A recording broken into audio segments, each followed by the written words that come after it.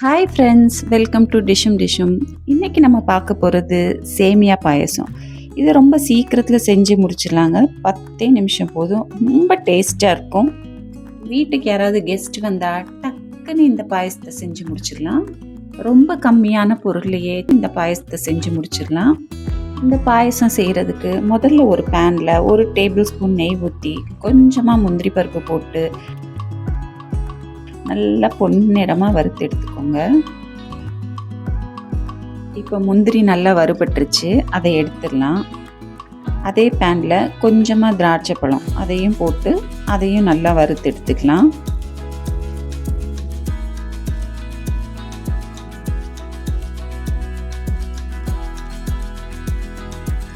திராட்சையும் முந்திரியும் நல்லா வறுத்து எடுத்ததுக்கப்புறம் இந்த பேன்லேயே கொஞ்சம் நெய் இருக்கும். இப்போ அதுலேயே ஒரு 1/2 கப் சேமியாவை போட்டு அதையும் நல்லா கருக விட்டுறாமல் கொஞ்சம் பொன்னிறமாக வர வரைக்கும் வறுத்துக்கலாம். இப்போ சேமியா நல்லா வறுபட்டுருச்சு.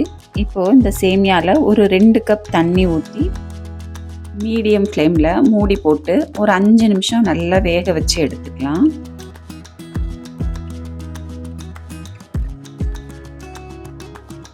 இப்போ 5 நிமிஷம் ஆயிடுச்சு. பாருங்கள், நம்ம ஊற்றின தண்ணி எல்லாம் நல்லா வத்திடுச்சு. சேமியாவும் நல்லா வெந்திருக்கு. பாருங்கள், நல்லா வெந்துடுச்சு. இப்போ இதோட ஒரு 1/4 லிட்டர் பாலையும் நம்ம சேர்த்து கொஞ்சம் ஒரு கொதி வர வரைக்கும் நல்லா வேக வச்சு எடுத்துக்கலாம்.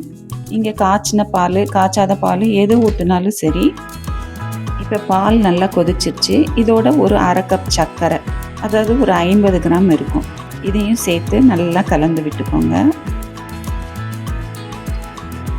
வாசனைக்காக ஒரு 1/4 டேபிள் ஸ்பூன் ஏலக்காய் தூள் இதையும் அதோடு சேர்த்து நல்லா கலந்து விட்டுக்கலாம்.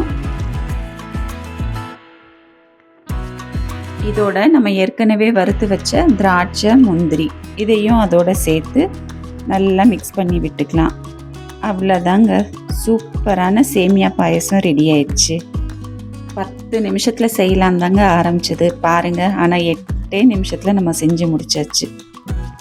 ரொம்ப டேஸ்ட்டாகவும் இருக்கும், ரொம்ப ஈஸியாகவும் செஞ்சு முடிச்சிடலாம். நீங்களும் வீட்டில் ட்ரை பண்ணி பாருங்கள். எப்படி இருந்துச்சுன்னு மறக்காமல் கமெண்ட் பண்ணுங்கள். உங்கள் நண்பர்களுக்கும் ஷேர் பண்ணுங்கள், லைக் பண்ணுங்கள். மறக்காமல் டிஷ்ஷும் டிஷ்ஷும் சேனலுக்கு சப்ஸ்கிரைப் பண்ணுங்கள். தேங்க்யூ.